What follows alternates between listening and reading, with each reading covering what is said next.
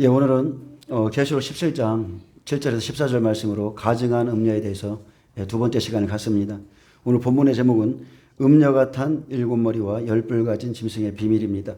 예, 성경에 보면 그 여자 또 음녀가 나오죠. 바벨론도 나오고 또 일곱 머리 열 뿔이 나옵니다. 여덟 머리 일곱 머리 열 뿔 다 각 나라 왕들이고 그리고 각 나라를 또 상징하죠. 계시록 17장과 18장은 큰 성 바벨론에 대한 심판을 다루고 있습니다. 18절엔 큰 음녀가 땅의 왕들을 다스리는 큰 성이라 하듯이 큰 음녀와 큰 성을 동일하게 하나로 취급하고 있고요. 또 음녀와 그녀가 탄 짐승에 대해서 설명하고 있습니다. 계시록 11장 8절에서도 보면 그들의 시체가 큰 성길에 있으리니 그랬어요. 근데 큰 성은 음녀입니다. 그 성은 영적으로 하면 소돔이라 하고 애굽이라고도 하니 곧 그들의 주께서 십자가에 못 박히신 곳이라 했고, 계시록 14장 8절에서는 무너졌도다 무너졌도다 큰 성 바벨론이여 이렇게 말합니다. 음녀는 큰 성 바벨론입니다. 땅의 음녀들과 가증한 것들의 어미라 했고요. 그래서 오늘 계시록 17장 1절에서 6절은 큰 음녀에 대한 환상을 보여주시고 이제 7절부터 18절까지 그 환상에 대해서 하나씩 설명하고 있습니다. 오늘 7절부터 18절 음녀와 짐승 적그리스도죠. 또 열 뿔에 대한 재설명입니다. 다시 한번 보충해서 설명하는 거예요. 자, 7절 보겠습니다. 천사가 이르되 왜 놀랍게 여기느냐 내가 여자와 그가 탄 일곱 머리와 열 뿔 가진 짐승의 비밀을 내게 이르리라. 천사는 당황해하는 요한에게 왜 놀랍게 여기느냐며 다시 한번 놀랄 일을 보여줍니다. 그것은 음녀가 짐승을 타고 있는 모습인데 이러한 일은 하나님의 비밀로 이렇게 숨겨놓으셨죠. 내가 여자와 그가 탄 일곱 머리와 열 뿔 가진 짐승의 비밀을 내게 이르리라. 음녀가 탄 일곱 머리와 열 뿔 가진 짐승이 하는 일, 그들이 하는 일이 비밀인 거예요. 아멘. 일곱 머리는 9절에서 11절에 잘 설명되어 있고요. 또 열 뿔은 12절에서 14절에 구체적으로 언급되고 있는데 음녀가 일곱 머리와 열 뿔 가진 짐승을 타고 있다는 사실은 음녀가 땅의 왕들을 다스리고 우상 숭배와 음행을 강요하고 성도들을 핍박한 가장 수장임을 시사하고 있습니다. 계시록 17장 8절 이하에 음녀가 모든 열 왕들을 부리고 있음을 보여줍니다. 계시록 13장에서는 짐승에 대해서 미리 전체적인 움직임을 말씀했죠. 땅에서 올라온 짐승, 바다에서 올라온 짐승. 그래서 바다에서 한 짐승이 나오는데 뿔이 열이요 머리가 일곱이라. 짐승과 함께 일곱 머리 열 뿔이 있었습니다. 그리고 이제 17장에서는 그것을 구체적으로 하나하나 설명합니다. 계시록 17장 12절에 열 뿔은 열왕이라 했죠. 열왕은 어디예요? 유럽 공동체입니다.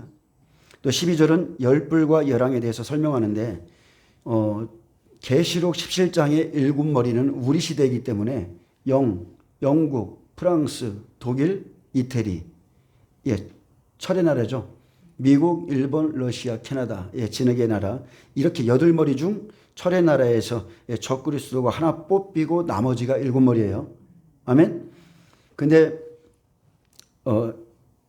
계시록 13장에 나오는 일곱 머리는 이제 시대를 의미하기 때문에 바벨론, 메데, 바사, 헬라, 로마, 로마고 그 다음에가 음녀고 그 다음에 적그리스도이기 때문에 여덟 머리에서 나온 일곱 머리와는 다르죠. 그러나 열 뿔은 같습니다. 계시록 13장과 17장의 열 뿔은 같지만 일곱 머리는 다르다는 거예요. 아멘. 그래서 계시록 16장 후 3년 반의 대접지향에 있을 일을 다 이렇게 보여주시고 계시록 17장 일곱 머리의 모양은 우리 시대이기 때문에 달라요. 그 전에 일곱 머리가 바벨론, 메데, 바사, 헬라, 로마, 음녀, 적그리스도의 이 순서였다면 지금은 영국, 프랑스, 독일, 이태리 중 여기서 나옵니다. 여기서 이 네 나라 중에서 적그리스도가 나와요. 그리고 미국, 일본, 러시아, 캐나다 여기에서 하나가 뽑히고 나머지가 일곱 머리입니다. 계시록 17장은 음녀의 심판에 대해서 재설명하고 계시록 18장엔 음녀가 무역으로 상품에 쭉 나열되어 있는데 무역으로 온 세상을 미혹하고 그가 심판을 당할 때에 그의 상품을 사서 이득을 취하던 이득을 얻어 살던 자들이 탄식하는 모습을 잘 기록해 놨습니다. 계시록 17장 8절에서 11절은 자 음녀가 앉아있는 일곱 머리와 열 뿔 가진 짐승의 비밀입니다. 계시록 13장에 음료를 재설명하면서 짐승 젖그리스도에 대한 비밀을 하나하나 이제 알게 하시고 이렇게 지금 풀어주시는 거예요. 아멘. 자, 이제 풀어나갑니다. 자, 내가 본 짐승은 전에 있었다가 지금은 없으나 장차 무적의 영으로부터 올라와 멸망으로 들어갈 자니, 자, 앞으로 일어날 일이죠. 땅에 사는 자들로서 창세 이후로 생명책에 기록되지 못한 자들이 이전에 있었다가 지금은 없으나 장차 나올 짐승을 보고 놀랍게 여기리라. 자, 본절은 이제도 계시고 전에도 계시며 장차 오실 이와 대조를 이룹니다. 본절에 나타난 짐승의 모습은 전에 죽었다가 이제 영원히 사시는 그리스도를 흉내낸 모습이며, 그는 13장 3절에 보면 머리 하나가 죽게 되었던 상처가 나은 자죠. 내가 본 짐승, 계시록 13장 1절에 나오는 그 짐승입니다. 바다에서 나온 적그리스도에 대한 비밀이고, 자, 이 짐승은 전에 있었다가, 전에 있었다는 것은 다니엘서를 보라고 그랬죠. 예수님이 다니엘서를 보라고 그랬어요. 다니엘서 7장 1절에서 7절에 보면 지나간 시대를 두고 말씀하고 있고, 역사적으로는 바벨론, 메데바사, 헬라, 로마 5나라고요. 만약에 이것을 짐승으로 보면 사자의 모습이죠. 그 다음에 곰, 표범이고 짐승입니다. 네 번째 짐승은 로마고요. 이 네 나라로 전에는 있었어요. 근데 그리스도의 십자가 사건과 부활 이전에 막강한 권력을 행사하던 나라들이었지만 십자가 이후에는 없어졌습니다. 지금은 없으나, 지금은 없습니다. 지금 은혜 시대 안에서는 그들의 움직임이 지금 없어요. 그들은 지금도 있습니다. 그러나 미혹하는 일만 하지 죽이는 일은 없었다는 거예요. 근데 앞으로 장차 무적행으로부터 올라오죠. 짐승의 근원은 어디라고요? 짐승의 근원은 무적행입니다. 짐승이 무적행에서 나와서 계시록 9장 1절에 잘 기록되어 있는데, 짐승이 무적행에서 나와서 하나님을 대적하고, 자, 성도들을 우상에게 숭배케 하고 그들이 본격적으로 하는 일을 잘 기록해 놨습니다.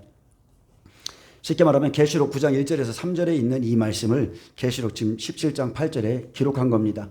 다섯째 천사가 나팔을 불매 내가 보니 하늘에서 떨어진 별 하나가 있는데 그가 무적행의 열쇠를 받았더라. 그가 무적행을 여니 그 구멍에서 큰 화덕의 연기 같은 연기가 올라오매 해와 공기가 그 구멍의 연기로 말미암아 어두워지며 또 황충이 연기 가운데로부터 땅 위에 나오매 그들이 땅에 있는 정갈의 권세와 같은 권세를 받았더라. 이 영들은 사람에게 들어가 일합니다. 사람에게 들어가 일해요. 다섯째 나팔이 부러지고 악한 영들이 무적행에서 올라옵니다. 그들은 권세를 받습니다. 정해진 5개월 동안 60배들을 괴롭히는데 죽기를 구하기까지 이들을 괴롭혔고요.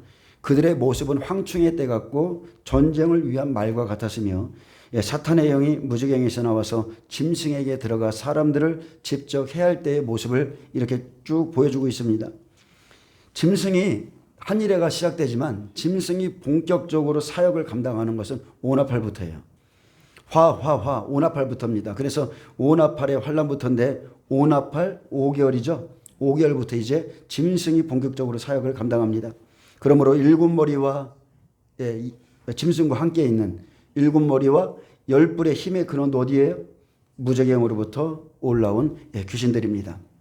악의 영들이 다 그들 속에 다 들어가서 일하는 겁니다. 자, 멸망으로 들어갈 자니 그들의 종말은 정해져 있습니다. 영원한 멸망으로 불못에 던져집니다. 데살로니가 후서 2장 3절에 보면 자, 적그리스도는 멸망의 아들이라 했습니다. 성전에 앉아서 자기를 하나님이라 말하는 자가 계시록 13장에 나타난 적그리스도입니다. 이 사람의 끝은 멸망입니다. 누가 어떻게 하여도 너희가 미혹되지 말라. 먼저 배교하는 일이 있고 저 불법의 사람은 곧 멸망의 아들이 나타나기 전에는 그 날이 이르지 아니하리니 그는 대적하는 자라 신이라고 불리는 모든 것과 숭배함을 받는 것에 대항하여 그 위에 자기를 높이고 하나님의 성전에 앉아 자기를 하나님이라 내세우느니라. 아멘. 바로 이 적그리스도가 계시록 13장의 적그리스도고, 그러니까 용이 짐승에게 권세를 주죠. 전 3년 만에 음녀가 적그리스도에게 권세를 주는 겁니다. 자, 땅에 사는 자들로서 창세 이후로 생명책에 기록되지 못한 자들이 이전에 있었다가 지금은 없으나 장차 나올 짐승을 보고 놀랍게 여기리라. 자, 땅에 사는 자들의 정의는요, 창세 이후로 생명책에 기록되지 못한 자로 정의하고 있습니다. 생명책에 이름이 기록되지 못한 자. 계시록 13장 8절에 보면 죽임을 당한 어린 양의 생명책에 창세 이후로 이름이 기록되지 못하고 이 땅에 사는 자들은 다 그 짐승에게 경배하더라. 아멘. 예, 창세 이후로 생명책에 기록되지 못한 자는 여러분 불신자들 뿐만이 아니에요. 불신자뿐이 아니라 자, 심한 고난과 핍박이 오면 하나님과 어린 양에게 충성을 다하지 못하고 자, 오히려 짐승을 쫓아서 우상을 숭배하고 경배하며 짐승의 표를 받은 모든 사람들을 일컬어서 말하는 겁니다. 복음을 받고도 믿지 않은 자들이 있습니다. 복음을 받고도 믿음과 결부시키지 않는 자들이 있어요. 이들은 장차 짐승이 나타나는 그 모습을 보고 놀라서 크게 미혹되고 짐승에게 충성하고 경배하게 될 거라 했습니다. 이 짐승은 다니엘 때에 있다가 지금은 은혜 시대 때는 없다가 이제 계시록 13장의 때가 되면 나오죠. 음녀와 짐승이 나오는데 이제 곧 나올 때가 됐습니다. 이들은 지금 우리와 한 시대를 살고 있습니다. 음녀가 타고 있는 7머리가 비밀인데 중요한 것은 어린 양의 생명책에 이름이 기록되지 못하고 이 땅에 속한 자들은 누구든지 그들을 다 쫓아간다는 겁니다. 땅에 속한 자들은 영락 없어요. 그들을 쫓아가게 돼 있습니다. 진리가 없는 사람들. 생명을 준비하지 못한 자는 두말할 거 없습니다. 그날에 다 음녀와 짐승을 따라갑니다. 나는 안 따라갈 거야. 그렇게 안 됩니다. 우리를 지켜주는 것은 주님의 말씀입니다. 주님의 영이에요. 그 하나님의 영으로 이끌림을 받거나 하나님의 영은 다른 말로 하면 말씀이죠. 내 말이 영이요 생명이라. 그분의 말씀이에요. 그래서 우리가 진리가 없으면 미혹하는 자에게 우리가 넘어갑니다. 전에 있다가 없어진 짐승에 대해서 이제 9절에 설명합니다. 지혜에 있는 뜻이 여기 있으니 그 7머리는 여자가 앉은 7산이요. 본절은 7절에 언급된 짐승의 모습 중에서 7머리에 대한 부연 설명입니다. 여자가 앉은 7머리는 7산과 동일시되고 있습니다. 지혜에 있는 뜻이 여기 있다. 다니엘서에 보면 자, 지혜에 있는 뜻이 여기 있다 있는데 여러분 지혜의 귀를 기울이시기 바랍니다. 지혜를 구하세요. 감추어진 보배를 찾는 것 같이 지혜를 찾으면 성령께서 기록된 다니엘서를 통해서 이렇게 풀어주는 거예요. 예수님께서는 마태복음 24장 15절에 그러므로 너희가 선지자 다니엘이 말한 바 멸망에 가증한 것이 거룩한 곳에 선 것을 보고선 읽는 자는 깨달을진저. 자, 깨달으라고 그랬죠. 지혜를 찾는 자에게 짐승의 비밀을 알게 하시죠. 그 7머리는 계시록 17장 7절에 음녀가 앉아있는 7머리는 7왕이라고 그랬어요. 여자가 앉은 7산이요. 이것은 음녀 교회가 주관하는 왕들을 의미합니다. 바벨론의 음녀는 온 세계를 멸하는 멸망의 산이라고 그랬습니다. 이해되시죠? 음녀 교회가 온 세상을 주관하고 있다는 거예요. 예레미야 51장 25절에 여호와의 말씀이니라 온 세계를 멸하는 멸망의 산아 보라 나는 내 원수라 나의 손을 내 위에 펴서 너를 바위에서 굴리고 너로 불탄 산이 되게 할 것이니. 자, 음녀의 산이죠. 6째 대접에서 짐승의 보좌에 대접을 쏟음으로 불탄 산이 됩니다. 자, 10절 보겠습니다. 자, 그 7머리는 여자가 앉은 7산이요 또 7왕이라고 그랬습니다. 5은 망하였고 하나는 있고 다른 하나는 아직 이르지 아니하였으나 이르면 반드시 잠시 동안 머무르리라. 자, 계속하리라는 뜻이죠. 그래서 9절에 여자가 앉은 7살은 10절에 보니 7왕입니다. 또 7왕이라 5은 망하였고 계시록 17장 8절에 내가 본 짐승은 전에 있었다가 지금은 없다 했죠. 7머리가 왕인데 각 나라의 지도자로서 음녀교회가 주관하고 있는 왕들인데 음녀에게 속한 7머리, 7왕으로 5이 망한 것은 지나간 시대의 일을 말하는 겁니다. 바벨론, 메데바사, 헬라, 로마까지를 말하는 거예요. 계시록 13장에는 7머리 10뿔이 왕관을 썼다 했는데 자, 바벨론 왕은 금머리라고 그랬죠. 이스라엘 나라를 이때부터 음녀가 70년 동안 포로로 주관합니다. 그 다음에는 메데, 그 다음에는 바사. 메데바사는 작은 뿔이 있다고 그랬고 자, 네 번째는 헬라죠. 다니엘서 8장 5절과 21절에 현저한 뿔이 날 것이라고 그랬어요. 그래서 첫째 왕 바벨론 왕이 돕습니다. 그리고 5번째는 로마입니다. 이들은 예수님이 십자가를 지시기 전까지 막강한 권력을 행사했지만 예수님 십자가 사건 후에 완전히 망했죠. 죽은 것 같이 보이는 거죠.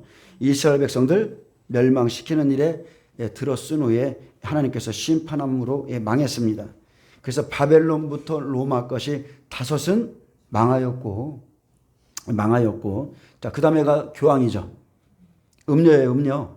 그 다음에가 음료, 교황이고요. 장차 로마가 다시 일어나면서 하나는 있고, 지금 이 음료는 있어요. 교황은 지금 나와 있습니다. 근데 이제 일곱 번째죠. 일곱 번째인데, 여덟 머리에서, 여덟 왕 중에서 하나가 적그리스도로 왕으로 뽑힐 자가 나옵니다. 작은 뿔. 아직 뽑히지 않았지만 그 왕은 철의 나라, 영국, 프랑스, 독일, 이태리 중에서 나와요. 이 네 나라 중에서, 네 왕 중에서 적그리스도가 나옵니다. 그래서 적그리스도가 어디서 나오느냐? 여기 주목하시면 돼요. 바벨론으로부터 다수상이, 로마까지 다수상이 이스라엘 백성들을 괴롭히고 마지막으로 이스라엘을 망하게 한 후에 그들도 망했습니다. 하나는 있고, 자, 하나는 있다는 것은 종교를 하나로 통합하고 이끌어가는 음녀가 여섯 번째죠. 로마가 다시 재생해서 정치와 경제, 종교와 문화, 세계를 하나로 만드는데 세계가 음녀 체계 아래에 있습니다. 그리고 그 안에서 열 뿔과 또 작은 뿔이 나옵니다. 계시록 13장 1절에 짐승이기에 음녀가 앉은 산에서 나온다고 기록했고요. 여러분, 세상은 음녀가 실세예요. 성경을 보면 음녀가 실세입니다. 바벨론의 큰 성. 그 여자가 큰 성 바벨론으로 경제를 지고 세계를 주관합니다. 다른 하나는 아직 이르지 아니하였으나 이것은 이제 곧 적그리스도가 등장할 건데 일곱 번째 적그리스도가 나오면 음녀가 그에게 권세와 능력을 줍니다. 하지만 아직 나타나지 않았고요. 그가 이르면 반드시 잠시 동안 머무르리라. 잠깐 동안 머무르리라. 적그리스도가 반드시 나타날 겁니다. 이것은 예언된 말씀이기 때문에 적그리스도가 반드시 나타날 것이지만 적그리스도의 등장과 지배는 여러분 잠깐 동안이라고 그랬어요. 강력한 권세입니다. 그러나 잠깐의 집권이에요. 그래서 우리가 이것을 알면 말씀을 아는 자는 이 어려운 시기를 도대체 언제까지 버텨야 되느냐. 근데 하나님이 정하신 시간을 알면 우리는 그 안에서 믿음을 지킬 수가 있습니다. 자, G8이 여덟 왕으로 모이면 잠깐 동안 여덟 왕에 속해 있다가 이제 거기서 나옵니다. 잠시는 철과 진흙 안에 있는 모양으로 지금 이렇게 있지만 한 나라의 대통령의 모습으로 정치 지도자의 모습으로 지금 현재는 있지만 이제 그 사람이 곧 나타날 겁니다. 11절 보겠습니다. 전에 있었다가 지금 없어진 짐승은 여덟째 왕이니 일곱 중에 속한 자라. 그가 멸망으로 들어가리라. 전에 있었다가 지금 없어진 짐승, 바로 계시록 13장의 적그리스도로 뽑힐 자인데 계시록의 바벨론 왕은 역사적으로 음녀는요 역사적으로 보면 일곱째 나라입니다. 짐승으로 보면 네 번째 짐승으로 로마고요. 일곱 번째 적그리스도는 아직 왕으로 뽑히지 않았습니다. 근데 여덟째 왕이니 이것은 현재 정치가로 들어가 있다는 거예요. 여덟 머리는 정치로, 열 뿔은 현재 경제로 세계를 움직이고 있습니다. 그래서 현 시대에서 계시록 13장 1절에서 나올 때는 여덟 왕이 모였지만 철과 진흙의 모든 나라가 모였지만 일곱 번째 속한 자가 적그리스도라는 거예요. 다니엘에서 그 중에서 작은 뿔이 나올 것이라 했습니다. 일곱 중에 속한 자라는 뜻은 음녀의 줄에서는 일곱 번째 왕이고, 자, 적그리스도가 나오는데 현재는 여덟 왕 중에 들어가 있습니다. 적그리스도가 여덟 왕 중에 들어가 있는데 뽑히면 일곱 번째. 다니엘에서 작은 뿔이 나오는데 음녀의 영향권 아래에서 나옵니다. 그래서 역사적으로 보면 바벨론, 메데, 바사, 헬라, 로마, 음녀, 적그리스도. 자, 왕으로 뽑히죠. 왕으로 뽑혀요. 아직 이르진 않았습니다. 근데 그가 이르면 멸망으로 들어갑니다. 멸망으로 들어가리라. 적그리스도는 멸망의 아들이기 때문에 멸망으로 들어갈 수밖에 없어요. 짐승은 어린 양에게, 이 짐승은요 어린 양에게 피하여 죽은 것처럼 보이지만 10절에 뭐라고 그랬어요? 아직 하나가 살아있다고 언급했죠. 아직 이르지 아니하였다고 그랬잖아요. 아직 하나가 살아있다는 거예요. 그가 살아서 이제 하나님의 백성들을 괴롭히지만 그가 등장하면 하나님의 백성들을 엄청나게 괴롭힐 겁니다. 그러나 하나님의 심판으로 완전히 멸망받습니다. 계시록 13장 2절의 짐승은 메대 바사를 묶어서 네 나라라고, 계시록 17장 10절은 메대 바사를 분리해서 다섯 나라입니다. 데살로니가 후서 2장 3절에 멸망의 아들이 하나님의 성전에 앉아 자기를 하나님이라고 합니다. 누가 어떻게 하여도 너희가 미혹되지 말라. 미혹되지 말라. 큰 미혹이 있습니다. 미혹되지 말라. 먼저 배교하는 일이 있고 저 불법의 사람 곧 멸망의 아들이 나타나기 전에는 그 날이 이르지 아니하리니 그는 대적하는 자라. 신이라고 불리는 모든 것과 숭배함을 받는 것에 대항하여 그 위에 자기를 높이고 하나님의 성전에 앉아 자기를 하나님이라 내세우느니라. 다니엘서 2장 41절에 왕께서 그 발과 발가락이 얼마는 토기장이의 진흙이요 얼마는 쇠인 것을 보셨은즉 그 나라가 나누일 것이며 왕께서 쇠와 진흙이 섞인 것을 보셨은즉 그 나라가 쇠 같은 든든함이 있을 것이나. 자, 다니엘은요 쇠와 진흙이 섞인 것을 보셨은즉 그 나라가 쇠 같은 든든함이 있을 것이라 이렇게 말했지만 여러분 이것은 든든함에 한계가 있죠. 한계가 있는 거예요. 이것은 부서지게 되어 있습니다. 그래서 진흙의 나라 미국, 일본, 러시아, 캐나다 자 92년도에 진흙의 나라에 러시아가 들어갔습니다. 잠깐 동안 계속 하는데 지금은 빠져 있죠. 그러나 복원을 준비하고 있고요. 철의 나라, 쇠의 나라, 영국, 프랑스, 독일, 이태리 현재 8왕 중에 이들도 들어있지만 7번째 왕이 로마의 뿌리에서 나오기 때문에 유럽에서 적그리스도가 나오는 겁니다. 오직 적그리스도는 유럽에서 나옵니다. 말이 힘들죠? 힘들 겁니다. 전하는 저도 힘드는데 얼마나 힘드시겠어요? 그러나 세상에서는 8번째 왕이 됩니다. 저는 모르겠습니다. 우리가 유럽에서 적그리스도가 나온다는 것은 다 알고 있는데 예수님께서 베들레헴에서 탄생한 것을 숨기셨듯이 저는 개인적으로 그래요. 개인적으로 잘 모르겠습니다. 트럼프가 저는 개인적으로 유력하다고 생각하거든요. 지금 현재 보면 트럼프의 고향이 독일이죠. 독일이에요. 영프, 독, 이태리 이 철의 나라에 지금 섞여 있거든요. 그가 미국에서 지금 왕으로 있지만 실제 그의 고향은 독일이에요. 그의 부모의 뿌리를 양쪽 집안을 다 캐고 올라가면 아주 대단합니다. 음녀는 바벨론의 왕들을 주관해서 하나님과 그의 백성을 대적하기 때문에 심판을 받을 수밖에 없습니다. 자, 12절 보겠습니다. 12절에 열불에 대해서 소개합니다. 내가 보던 열불은 열왕이니 아직 나라를 얻지 못하였으나 다만 짐승과 더불어 임금처럼 한동안 권세를 받으리라. 여기서 중요한 건 짐승이 등장하면 짐승과 더불어서 임금처럼 한동안 권세를 받는다는 겁니다. 내가 보던 열불은 열왕이라 했죠. 열왕은 많은 나라, 유럽 공동체, 열국의 왕들을 의미하고 자 그런데 이 안에서도 머리는 각 나라의 왕이죠. 정치를 통해서 다스리는 자들이고 이들은 경제 공동체입니다. 단일 통화 그러나 아직 머리인 지도자는 안 나왔습니다. 그래서 열불은 유럽 공동체로 마지막 때 나올 권세의 그 뿔의 상징이고 자 무역으로 사치하는 음녀에게 붙어있는 열불이죠. 음녀에게 붙어있는 열불이에요. 유럽 공동체에서 적그리스도가 나올 때 넷째 나라입니다. 바로 바벨론, 메데바사, 헬라, 로마에서 나와요. 로마. 그래서 예수님을 십자가에 죽인 후 멸망함으로 죽은 것 같았었는데 예수님 재림 전에는 반드시 죽었다가 살아난 로마가 나오고 거기에서 적그리스도가 나옵니다. 아멘. 유럽 공동체에서 나올 겁니다. 열불은 앞으로 짐승을 따를 열국의 왕들이고 경제를 통해서 이끌어가는 유럽 공동체 연합국을 의미합니다. 그들은 짐승과 연합해서 어린 양을 대적할 땅의 임금들로서 짐승과 더불어 권세를 잡고 하나님의 백성들을 핍박하고 대적하지만 아주 일시 동안의 권세, 한동안의 짧은 권세를 가집니다. 그러나 대단한 권세죠. 엄청난 권세입니다. 그들의 권세는 아주 강력한 권세지만 아주 짧은 시간에 불과하죠. 근데 사실 이 안에 들어가 보면 결코 짧은 시간 아닙니다. 하루가 첫날 같을 수 있어요. 그러나 그 후 그들은 완전히 멸망당하게 됩니다.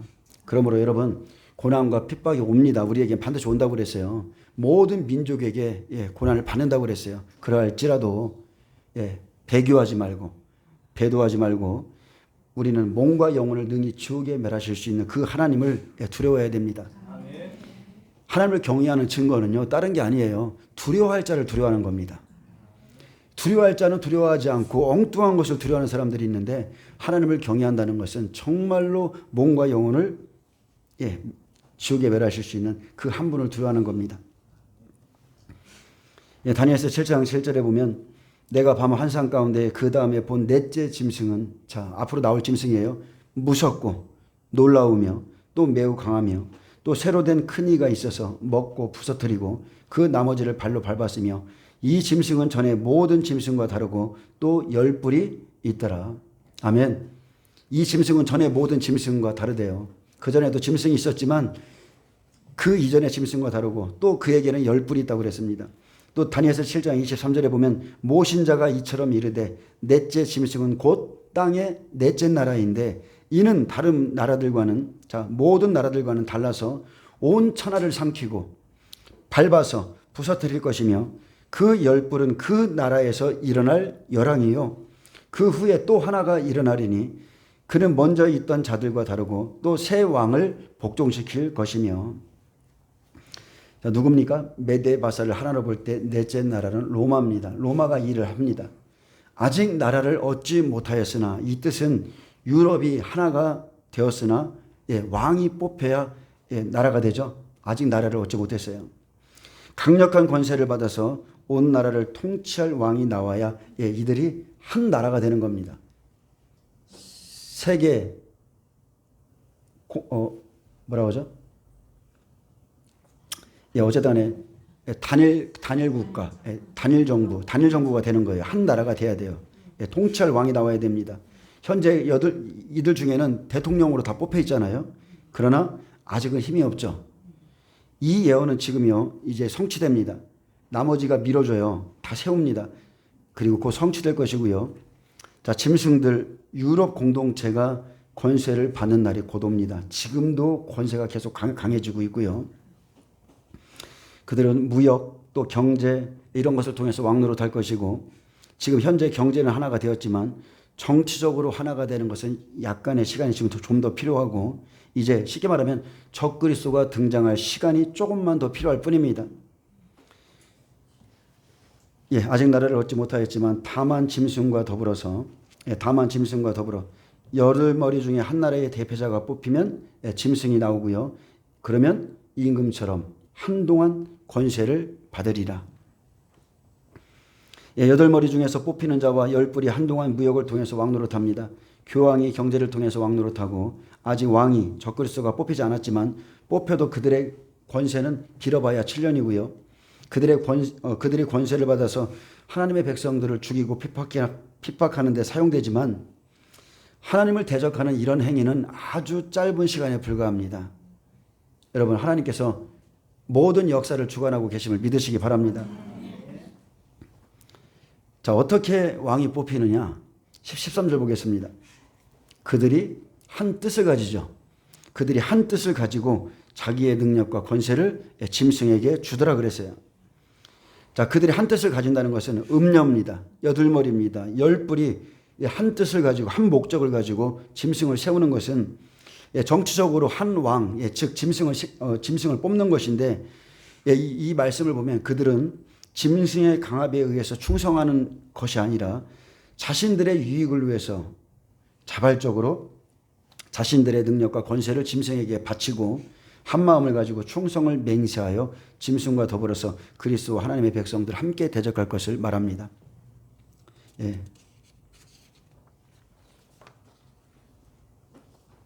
누가 시켜서 하는 게 아니라 그들이 한 뜻을 가지고 자기의 능력과 권세를 짐승에게 줍니다. 그러면 음녀의 능력과 권세가 짐승에게 이양되죠. 그래서 음녀, 적그리스도 7머리가 한 마음이 될 때 여러분 종말의 시작입니다. 저는 곧 이 일이 있을 것이라고 보는데 곧 이 일이 일어날 거예요. 자, 계시록 13장 1절에서 또 2절에서 세상 왕 짐승인 적그리스도가 뽑히는 것을 기록해 놨는데, 내가 보니 바다에서 한 짐승이 나오는데 뿔이 10이요 머리가 7이라 그랬습니다. 자, 짐승이 나올 때 누가 있어요? 그에게는 뿔이 10이요 머리가 7이라. 이들이 함께 나오는 거예요. 이들이 권세를 주는 거예요. 이 짐승에게. 그 뿔에는 10왕관이 있고 그 머리들에는 신성모독하는 이름들이 있더라고 그랬습니다. 하나님을 대적하기 위해서 모인 존재들이죠. 내가 본 짐승은 표범과 비슷하고 그 발은 곰의 발 같고 그 입은 사자의 입 같은데 용이 자기의 능력과 보좌와 큰 권세를 그에게 주었더라. 그래서 계시록 13장 4절에 보면 보좌를 넘겨줍니다. 용이 짐승에게 권세를 주므로 그랬어요. 용에게 경배하며 짐승에게 경배하여 이르되 누가 이 짐승과 같으냐 누가 등이 이와 더불어 싸우리요 하더라. 음녀와 여덟머리 여랑들이 한뜻을 세워서 적그리스도에게 왕의 보좌를 넘겨줍니다. 그러면 전 세계를 다스릴 적그리스도 왕이 나오는데 그들이 한뜻을 가지고 연합한 목적은 다른 게 아닙니다. 바로 어린 양을 대적하기 위해서죠. 이들이 권세를 부여받는 이때가 여러분 어둠의 때의 시작이에요. 용과 짐승이 권세를 가지고 이제 어린 양과 그의 백성들과 전쟁을 시작합니다. 그런데 우리가 염려하지 말아도 되는 것은 그들이 지금 자기들이 대적하는 그 하나님이 누군지를 모르는 거예요. 제가 얼마 전에 유튜브에 보니까 하루 강아지 범 무서운 줄 모른다. 보셨나요? 범이 호랑이가 낮잠 자려고 누워 있는데 강아지가 떳떳하게 그 앞으로 지나가다가 잠에서 깬 호랑이가 한 입에 그냥 물어가는 거 봤거든요. 근데 똑같습니다. 똑같아요. 이 적그리스도가 이 용이 짐승이 자기들이 대적하는 그 하나님이 어떤 하나님인 줄 모르는 거예요. 근데 그 하나님이 14절에 나와 있습니다.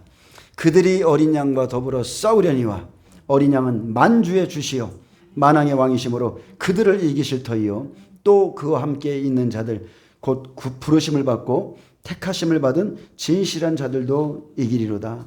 아멘. 여기서 택하심을 받았다는 개역 한글에 보면 빼내심을 얻은 자라고 되어 있어요.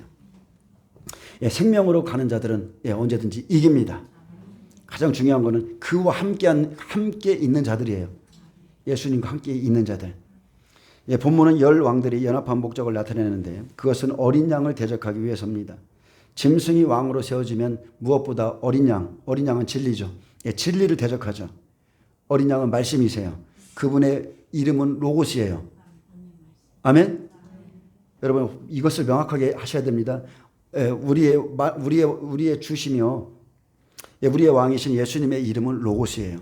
계시록 9장 13절에 그가 피 뿌린 옷을 입었는데 그의 이름은 하나님의 말씀이라 칭하더라. 이 말씀을 기록된 말씀을 로고스입니다. 그래서 짐승과 10왕들이 연합하여 그리스도와 그의 성도들을 대적할지라도 자 그의 성도 생명이 있는 사람들 그 성도들을 대적할지라도 결국 패배를 당하게 될 것은 그들이 대적한 어린 양이 만주의 주이시고 만왕의 왕이시기 때문입니다. 아멘. 얼마나 저는 이상하게 어린 양 예수 그러면 우리 예수님이 힘이 없는 것 같아요. 그런데 만왕의 왕 만주의 주 만군의 여호와 이런 음성을 들으면 막 힘이 우리 하나님이 얼마나 강하신 주가 나타나죠. 구약에서 만왕의 왕은 여호와 하나님의 칭호로 사용됐지만 이제 이 칭호는 오직 우리 어린 양에게 사용되고 있습니다. 마태복음 28장 18절에도 하늘과 땅의 모든 권세를 내게 주셨으니 이렇게 말씀하셨어요. 그래서 죽으시고 부활하신 하나님의 어린 양께서 온 세상의 주권을 소유하신 분이시고 온 세상을 심판하시는 심판주이십니다. 자, 그들이 어린 양과 더불어 싸운다 했는데 그들은 7머리 10뿔 데살로니가 후서 2장 3절에 나온 그 멸망의 아들이 뽑히면 자 환란이 시작되고요. 환란이 시작되면 어린 양과 더불어 이제 싸우기 시작합니다. 어린 양과 어떻게 싸워요? 하나님께서는 이방인 두 증인을 예비하셨죠. 해를 옷 입은 한 여자, 복음의 말씀을 가진 사람들을 지금 이 은혜 시대 때 준비시키는 거예요. 대표적으로는 이방인 두 증인이지만 지금 열국에 이 마지막 때 말씀을 선포할 하나님의 백성들이 종들이 지금 준비되고 있습니다. 이들과 싸우는 거예요. 짐승이 세워지고 만왕의 왕을 대적하는데 1003년 반 동안 이들은 진리를 대적합니다. 그래서 어린 양과 싸우는데 하나님의 증인들이 그 전하는 모든 일들을 다 회방하죠. 다니엘서에 보면 그들이 많은 고기를 잡아먹는다 했는데 그것은 많은 영혼을 그 시간에 잡아먹는다는 뜻입니다. 이러한 때에 죽임을 두려워하지 않는 자, 오직 진리의 말씀 붙잡고 약속의 말씀을 믿고 따라가는 자만이 그들과 싸워서 이기는 자가 될 것입니다. 다니엘서 8장 23절 좀 읽어드릴게요. 이 내 나라 마지막 때에 반역자들이 가득할 즈음에 한 왕이 일어나리니 그 얼굴은 뻔뻔하고. 자, 누가 생각나요? 여러분 생각해 보세요. 지금 영프 독 이태리 중에서 여러분 딱 생각나는 얼굴 있잖아요. 다시 한번 읽어드릴게요. 이 내 나라 마지막 때에 반역자들이 가득할 즈음에 한 왕이 일어나리니 그 얼굴은 뻔뻔하며. 얼굴 이렇게 하는 분이 있어요. 이렇게. 그 얼굴은 뻔뻔하며 속임수에 능하며 입만 열으면 거짓말입니다. 그의 권세가 강할 것이나 자기의 힘으로 말미암은 것이 아니며 그가 장차 놀랍게 파괴 행위를 하고. 자, 이것이 그의 양면이에요. 그가 장차 놀랍게 파괴 행위를 하고 자의로 행하며 형통하며 강한 자들과 거룩한 백성을 멸하리라. 저는 모르겠습니다. 전 잘 모르지만 트럼프만큼 이 일을 가능할 그런 얼굴이 없어요. 뻔뻔하며 그가 꾀를 베풀어 제 손으로 속임수를 행하고 마음에 스스로 큰 채하며 또 평화로운 때에 많은 무리를 멸하며 또 스스로 서서 만왕의 왕을 대적할 것이나 그가 사람의 손으로 말미암지 아니하고 깨지리라. 자, 적그리스도가 일어납니다. 많은 사람들이 기다리는 그 사람이 적그리스도입니다. 그리스도인들조차 그를 기다리고 있어요. 기다리고 있습니다. 근데 적그리스도가 일어나면 어린 양과 그의 거룩한 백성을 대적합니다. 깨어있는 백성들을 대적하지만 그가 사람의 손으로 말미암지 아니하고 깨어지죠. 하나님이 친히 일하십니다. 하나님이 완전히 치시는 거예요. 그래서 데살로니가서 2장 3절에 누가 어떻게 하여도 너희가 미혹되지 말라. 먼저 배도하는 일이 있고 저 불법의 사람 곧 멸망의 아들이 나타나기 전에는 이르지 아니하리니 그는 대적하는 자라고 그랬어요. 신이라고 불리는 모든 것, 숭배함을 받는 것에 대항하여 그 위에 자기를 높이고 하나님의 성전에 앉아 자기를 하나님이라 내세우니라. 이럴 사람은 딱 하나밖에 없다고 저는 그냥 그렇게 느껴져요. 그냥 그렇게 느껴지는 거예요. 적그리스도가 자기를 높입니다. 내가 왜 죄인이에요? 그러잖아요. 나는 내가 왜 죄인인지 모르겠다. 내가 왜 회개를 해야 되느냐? 나는 죄진 거 없다 그랬잖아요. 적그리스도가 자기를 높이고 하나님의 성전에 앉아 자기를 하나님이라 내세우는 겁니다. 어린 양은 만주의 주시오 만왕의 왕이심으로. 여러분, 하나님은 홀로 한 분이세요. 죽지 않는 유일한 분이십니다. 만왕의 왕이시며 만주의 주이십니다. 디모데전서 6장 15절에 기약이 이르면 하나님이 그의 나타나심을 보이시리니 하나님은 복되시고 유엘하신 주권자며 즉 홀로 한 분이신 능하신 자시며 만왕의 왕이시며 만주의 주이시오 오직 그에게만 죽지 아니함이 있고 가까이 가지 못할 빛에 거하시고 어떤 사람도 보지 못하였고 또 볼 수 없는 이시니 그에게 존귀와 영원한 권능을 돌릴지어다. 아멘. 믿으십니까? 어떤 사람도 보지 못하였대요. 또 볼 수 없는 이시래요. 근데 우리는 이 시대에 왜 그렇게 예수님을 봤다는 사람들이 많은 거예요, 도대체. 오직 예수님에게만 죽지 아니함이 있습니다. 가까이 가지 못할 빛에 거하시고 어떤 사람도 보지 못하였고 또 볼 수 없는 이시라고 성경이 증언합니다. 여러분, 부활체가 아니면 그 누구도 하나님 볼 수 없습니다. 이게 사실이에요. 성경이 증언하는 겁니다. 근데 천국에 가서 하나님을 봤다 뭐 했다 너무나 많아요. 그래서 천사를 대신해서 천사를 통해서 보여주시고 율법을 받은 모세조차 하나님을 보지 못했죠. 여러분, 그러나 우리에게는 예수님의 피로 지성소로 나가는 문이 열려 있습니다. 그래서 하나님을 보기 원한다면 하나님이 찾으시는 영적 예배자가 되면 됩니다. 여러분이 진정한 예배자가 되잖아요. 하나님은 예배자를 찾으세요. 가장 중요한 건 그겁니다. 하나님은 그냥 항상 예배자를 찾으세요. 그래서 하나님은 자기에게 이렇게 예배하는 자들을 찾으시느니라. 하나님은 영이시니 예배하는 자가 영과 진리로 예배할지니라. 근데 예배 드리는 것을 방해하는 사람들이 있죠. 영적으로. 그 잘못된 거예요. 하나님은 신령과 진정으로 예배하는 자를 계속 찾고 계십니다. 예배자는 다른 게 아닙니다. 늘 마음이 준비된 자입니다. 하나님 앞에 드려지는 마음이 준비된 사람. 참된 예배자는 하나님께서 기뻐 받으실 마음을 늘 준비하며 사는 사람이고, 그는 또한 선한 양심을 가지고 삽니다. 내가 하나님을 사랑하는가? 내 양심이 가장 먼저 알아요. 여러분 생각해 보세요. 내가 이 사람들보다 나를 더 사랑하느냐? 예수님이 지금 물었다고 쳐봐요. 여러분 다른 걸 거 없습니다. 맞아요. 저 사람은 이 사람보다 더 예수님 사랑해요. 누가 그렇게 해주겠어요? 자기 양심이 아는 거예요. 자기 양심이. 하나님 앞에 내 양심, 하나님께서 받으실 여러분 선한 양심이어야 됩니다. 선한 양심이라는 게 다른 게 아니에요. 예를 들어서 어떤 어려운 형제 자매가 여러분에게 기도를 부탁했습니다. 내가 기도해 줄게. 내가 기도해 줄게. 근데 기도해 준다고 해놓고 기도하지 않으면 그의 양심은 선한 양심이 아니죠. 맞습니다. 그리고 선한 양심은요, 무엇보다 말씀에 순종하는 자입니다. 너희가 내 안에 거하고, 첫 번째 조건이죠. 내 말이 너희 안에 거하면 무엇이든지 원하는 대로 구하라. 그리하면 이루리라. 여기엔 두 가지가 있습니다. 말씀과 기도가 나오죠. 내 안에 거하고, 말씀 안에 거하고, 구하라고 그랬어요. 여러분 기도하셔야 돼요. 항상 방법은 두 가지입니다. 말씀과 기도로 거룩함을 입는 겁니다. 참으로 놀라운 약속입니다. 말씀이 내 안에 거하면 무엇이든지 원하는 대로 구하라. 그리하면 응답하겠다. 우리가 지금 현재 저와 여러분이 마지막 때의 말씀과 함께하고 있잖아요. 근데 말씀과 동행하는 자는 믿어집니다. 그리고 이것이 믿어지면 기도하죠. 그러면 그대로 이루어지는 것을 보게 될 겁니다. 자, 계속 이어갑니다. 자, 어린 양은 만주해 주시어 만왕의 왕이심으로 그들을 이기실 터이요.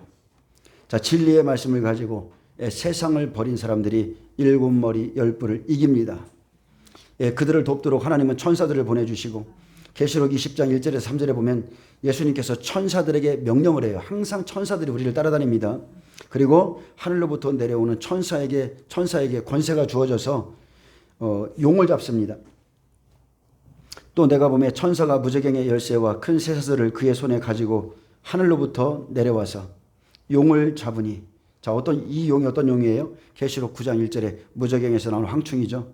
영기들, 정갈들인데 곧 옛뱀이요 마귀요 사탄이라 잡아서 1000년 동안 결박하여 무저갱에 던져 잠그고 그 후에 임봉하여 1000년이 차지록 다시는 만국을 미국하지 못하게 하였는데 그 후에는 반드시 잠깐 노일이라. 아멘. 여러분 이게 상징입니까? 이 말씀이 상징으로 들리세요? 이건 실제입니다. 우리 시대에 있을 일이에요. 다 지나간 시대에 상징이라고 그러는데 어림도 없는 소리죠. 이건 앞으로 있을 일입니다. 또 그와 함께 있는 자들 곧 부르심을 받고 택하심을 받은 진실한 자들도 이기리로다. 세상의 짐승과 또 열왕들이 어린 양을 대적할지라도 승리는 당연히 어린 양에게 돌아가고요. 그리고 그 승리를 어린 양만이 누리는 것이 아니라 어린 양과 함께 있는 자들도 누린다는 거예요. 첫째는 그와 함께 있는 자들과 또 부르심을 받고 하나님의 택하심을 받은 진실한 자들은 모두 승리할 것이라 했습니다. 이들은 예수님이 고난받으신 것처럼 모든 짐승의 핍박 가운데서도 하나님과 어린 양에게 충성을 다한 자들에게 어린 양의 승리에 참여합니다. 그분의 생명이 우리를 이끌어 가시는 거죠. 그래서 진리의 약속을 붙잡고 하나님을 믿는 자들이 짐승의 나라와 싸워서 선으로 악을 이기는 겁니다. 여러분 세상에서 벗어나셔야 돼요. 마음이 세상에서 나오셔야 됩니다. 그리고 전심으로 약속의 말씀을 붙잡은 자, 진리를 끝까지 붙잡고 가는 자가 진리 때문에 이깁니다. 그런데 소금이 맛을 잃으면 어떻게 된다고 그랬어요? 밟혀져 세상 사람들에게